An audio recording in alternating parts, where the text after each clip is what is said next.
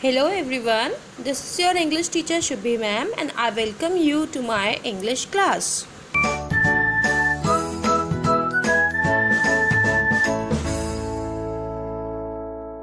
Dear बच्चों, we are now continuing this chapter, that is chapter 2, the thief story from Footprints Without Feet book, from page number 10, last third paragraph. The previous one we have discussed in class earlier.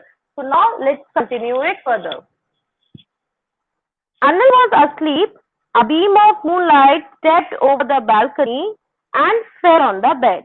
तो यहाँ पे वो जो चोर बच्चा था, जो हरी सिंह था, वो चोरी करने वाला था. उसने अनिल के पास नोटों की गड्डी, बंडल ऑफ नोट्स देखा था, जो कि उसने अपने मेट्रेस के नीचे, अनिल ने अपने सोने वाले गद्दे के नीचे छुपा के रखे हुए थे. तो जो बचा है, जो हरी सिंह है, वो जाग रहा होता है, उसको चोरी करने का इरादा होता है, पूरा मन बना चुका है चोरी करने का, और वो मौके की तलाश कर रहा है. He was looking for an opportunity. Anil was asleep. वो देखा है कि जो अनिल है वो सो चुका है. A beam of moonlight stepped over the balcony and fell on the bed. जो चांदनी रात हो रही थी, ये कह सकते हैं कि जो चांदनी रात हो रही थी और चांद की जो रोशनी थी वो बालकनी से होते हुए बेड पर आकर के गिर रही थी. यानी कि जहाँ पे अनिल सो रहे थे वहां पर आकर उनके मुंह पे, उनकी बॉडी पे, यानी कि उस बेड पे आकर गिर रही थी. I sat up on the floor considering the situation. If I took the money, I would get in the 10:30 express to Lucknow. Slipping out of the blanket, I crept up to the bed.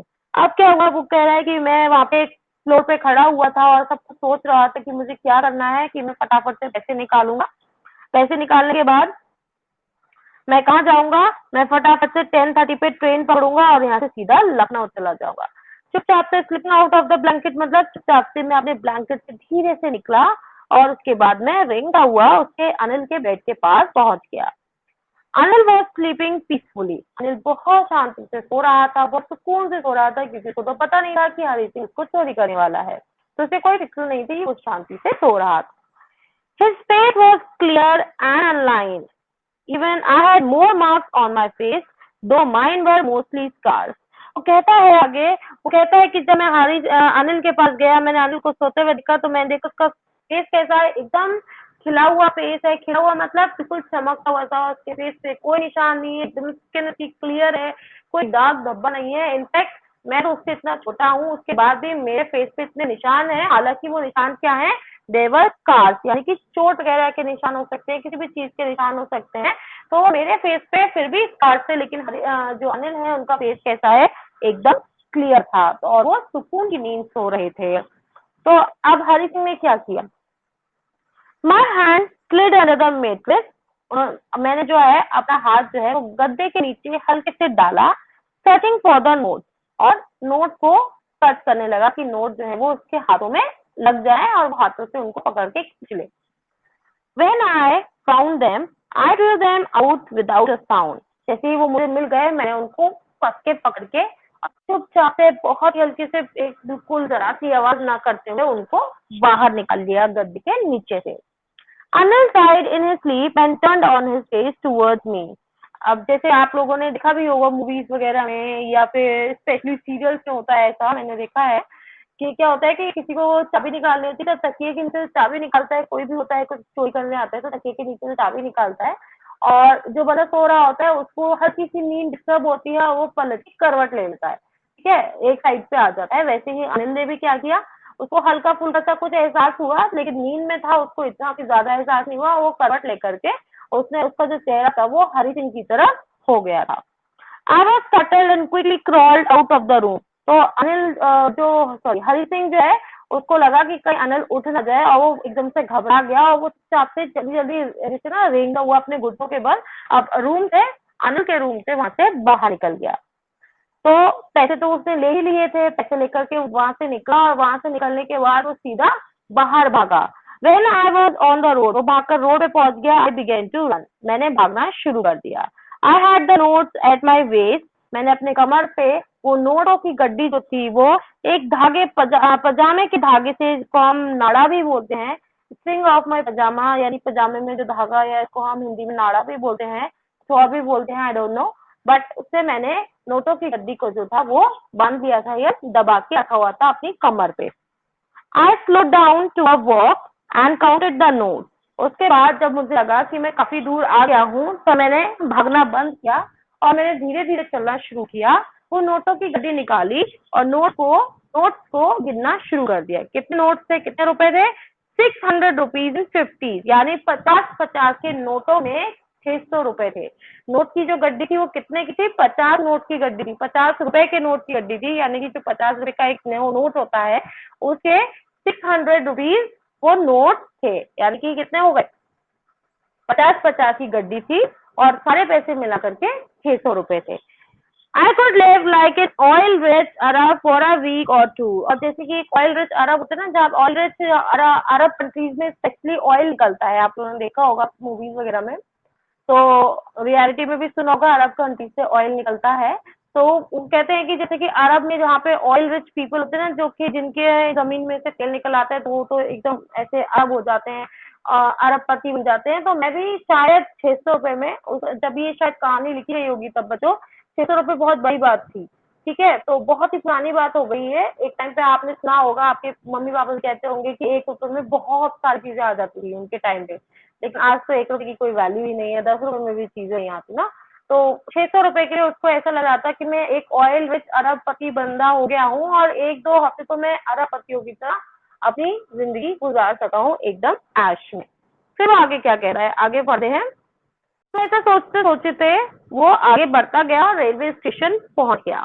आगे वो कहता है, When I reached the station, I did not stop at the ticket office। यहाँ बच्चे एक picture में भी देख सकते हैं कि किस तरीके से हरी सिंह ने उसके अनिल के बेड के नीचे, गद्दे के नीचे हाथ डाला था चुपचाप से, हल्के हल्के, और उसके नीचे से पैसे की गड्डी जो थी, नोटों की गड्डी जो थी, वो निकाल ली थी।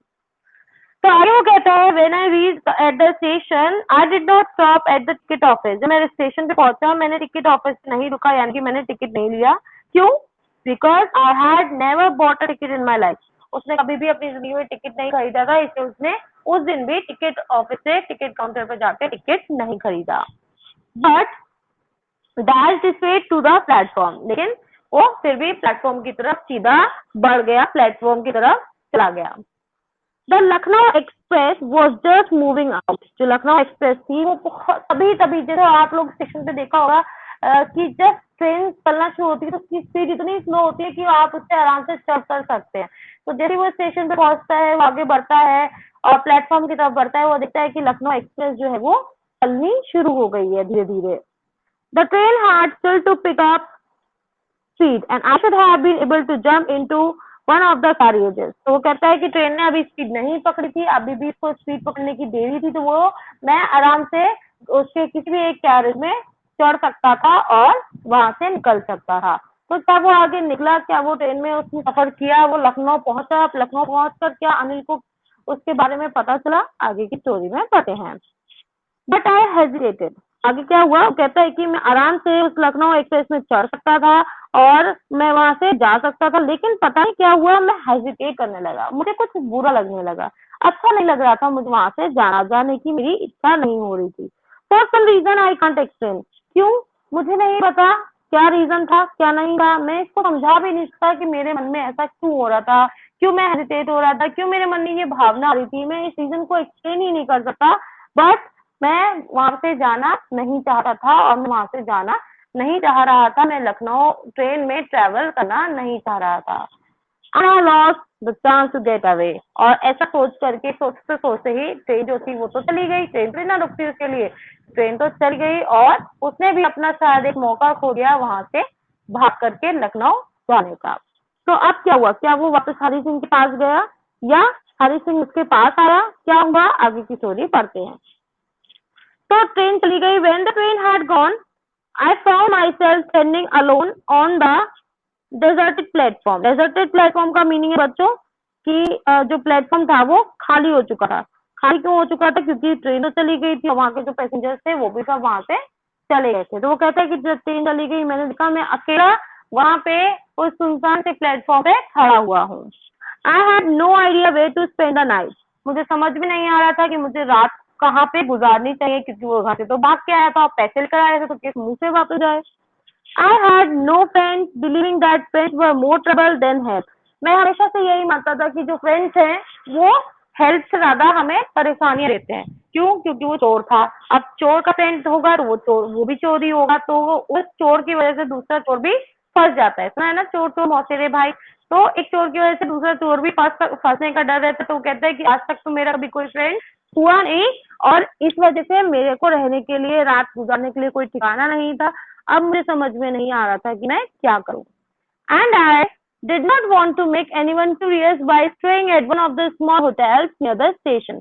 मैं स्टेशन के पास छोटे मोटे होटल थे, वहां पर रुक करके किसी को भी ये भनक तक नहीं लगने देना चाहता था कि मैं शायद चोरी करके भागकर आया हूँ, क्योंकि स्टेशन के आसपास जो छोटे छोटे लॉजेस टाइप के होते हैं, वहां पे इसी टाइप के लोग रहते हैं जो कि किसी भी चीज से छिपने की कोशिश करते हैं।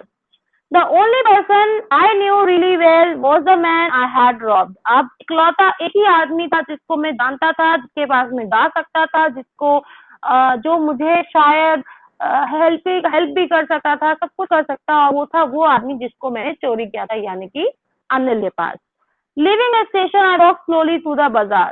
मैं ऐसा सोच करके मैं स्टेशन से निकल गया और धीरे हल्के हल्के कदमों से बाजार से होता हुआ मैं अनिल के घर की तरफ बढ़ने लगा। In my short career as a thief, बता दे देखो वो क्या कह रहा है। Short career as a thief का क्या मतलब है? क्योंकि वो बहुत छोटा था, सिर्फ 15 साल का था, 15 साल में उसने सिर्फ चोरी ही करी है, तो वो इसको अपना करियर बताता है। वो कहता है in my short career as a thief I had made a study of men's faces when they had lost their goods. कहता है कि मैंने जो अब तक चोरियां की हैं और इतना छोटा सा मैंने टाइम बिताया है चोरी करने में, अपने इतना एक्सपीरियंस लिया है, उस एक्सपीरियंस से मैं लोगों के चेहरे पढ़ना सीख गया था, वो लोग जिनके मैंने पैसे या फिर कुछ भी सामान चुराया हो। The greedy man showed fear, जो लालची आदमी होता है वो घबराता है, डर जाता है कि हाय मेरा सामान चोरी हो गया। The rich man showed anger, लेकिन जो अमीर होता है उसको गुस्सा आता है कि वो क्या करता है, वो सीधे जाते हैं पुलिस स्टेशन में कंप्लेन करता है, और गुस्से में कि कैसा हो सकता है, कोई ये सकता भी कह सकता है, इस तरीके से वो गुस्सा करने लगता है। पुअर मैन शोड एक्सेप्टेंस, और जो गरीब आदमी होता है वो उसके फेस से एक्सेप्टेंस नजर आती है, वो मान लेता है कि वो जो चीज थी जो मुझसे दूर हो गई है, शायद उस पर मेरा अधिकार नहीं होगा। इस तरीके से अब तक के करियर में, अब तक के एक्सपीरियंस में मैं समझ चुका था, मैं लोगों के चेहरे को पढ़ना सीख गया था। But I knew that Anil's face when he discovered the theft would show only a touch of sadness, not for the loss of money, but for the loss of trust. और जो ये देखिए उसने कितनी बड़ी बात कही है यहाँ पे। वो कहता है कि अब तक मैंने सबके चेहरे पढ़े हैं, ग्रीडी मैन जो होता है वो बहुत ज्यादा डरता है, क्योंकि उसको लालच है चीजों का, चीज चली जाएगी तो उसको बुरा लगेगा, वो डरेगा, ठीक है। और जो रिच मैन होते हैं उनको गुस्सा आती है, पुअर मैन एक्सेप्ट कर लेते हैं। लेकिन अनिल के चेहरे को पढ़कर जितना मैं अब तक अनिल को जान पाया हूँ, मुझे पता है उसको जब पता चलेगा कि मैंने चोरी की है और उसके पैसे लेकर मैं भाग गया हूँ, तो उसके चेहरे पे दुख होगा। और दुख किसका?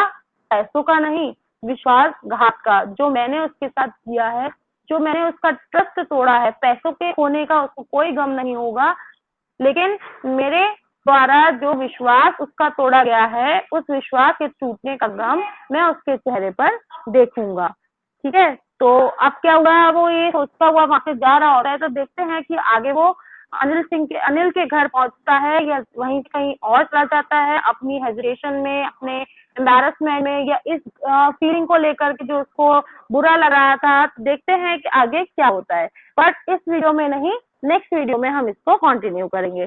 ओके बच्चों, till then take care and don't forget to like this video.